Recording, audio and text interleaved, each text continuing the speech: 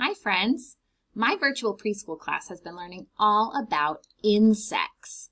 Insects are bugs. They have 6 legs, their bodies have 3 parts, and most of them have antennas and wings.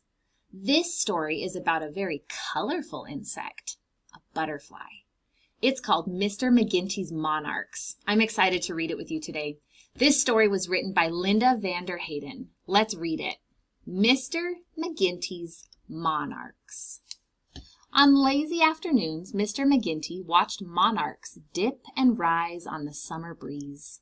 With his magnifying glass, he studied them, sipping sweet nectar from flowers.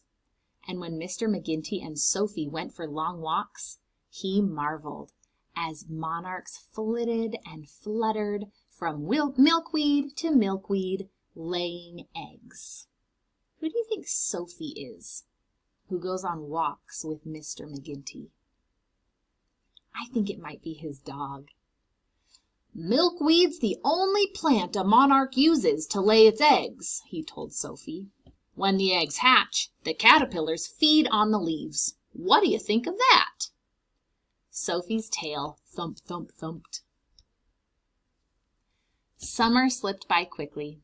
One morning, Mr. McGinty awoke with Sophie's warm breath on his face. "Come on, girl, let's check on the monarchs." When they reached the stretch of road where the milkweed grew thick, Mr. McGinty's shoulders drooped. His lower lip trembled. All the beautiful plants laid on the ground.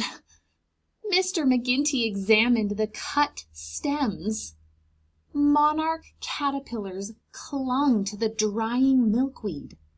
Some stretched their striped bodies, searching for a place to climb. Do you notice that little tractor over there? It mowed the grass where all of the milkweeds were. It chopped down all the plants.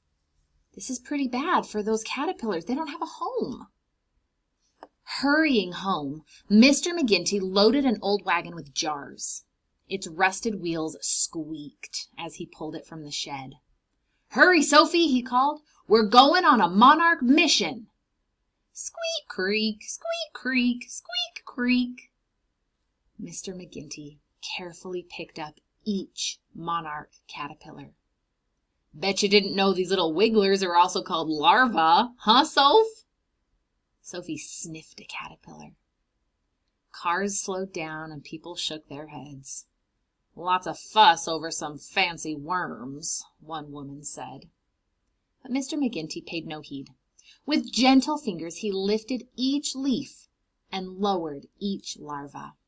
Soon his jars were full of wiggling, stretching caterpillars. "Time to go home, girl." He patted Sophie's head. Mr. McGinty, Sophie, and the wagon full of wriggling, stretching caterpillars rolled along. Squeak, creak, squeak, creak, squeak, creak. Mr. McGinty purchased aquariums. Lots and lots of aquariums. That's a box that's made of glass.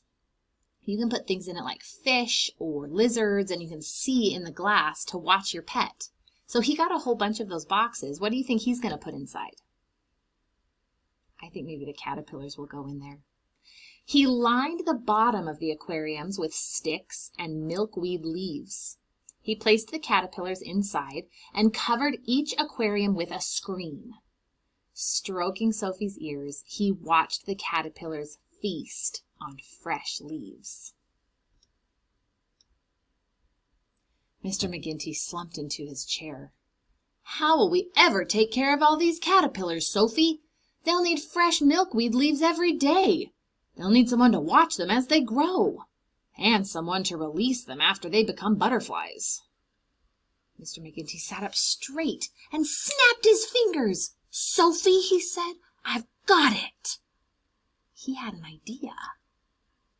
The next morning, he and Sophie loaded the truck with caterpillars.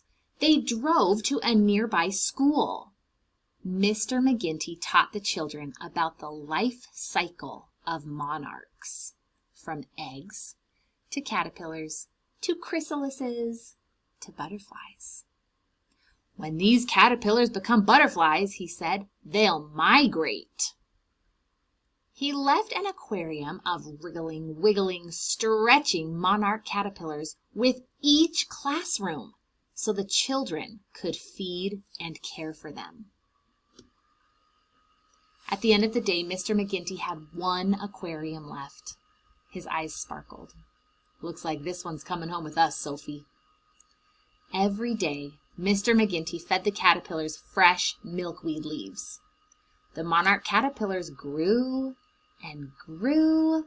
They formed chrysalises until finally, when the monarchs had straightened their wings and were strong enough to fly, Mr. McGinty rolled out the old wagon one more time. Squeak, creak, squeak, creak, squeak, creak. Ready, Sophie? Mr. McGinty laughed. Roof! Sophie danced around his feet. They joined the children on the playground. Together, they lifted the screens from the top of the aquariums, and one after another, monarchs spread their wings and flew. Up, up, up. An early autumn breeze brushed against Mr. McGinty's cheek. He watched as monarchs fluttered, feather light, across the field.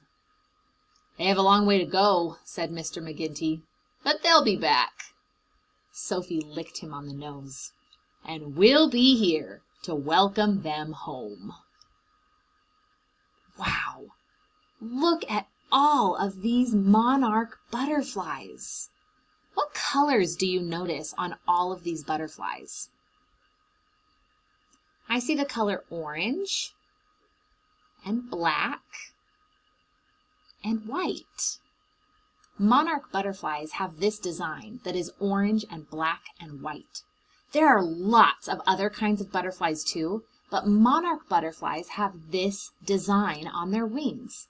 If you see a butterfly that looks like this, you'll know it's a monarch from our story. I had so much fun reading with you today, friends. If you'd like to read more books with me, you can hit the subscribe button below. It's red. Or if you'd like more information about my virtual preschool class, there's a link below for that too. We learn all kinds of new things on a screen like this. I hope I get to see you again soon. Bye-bye.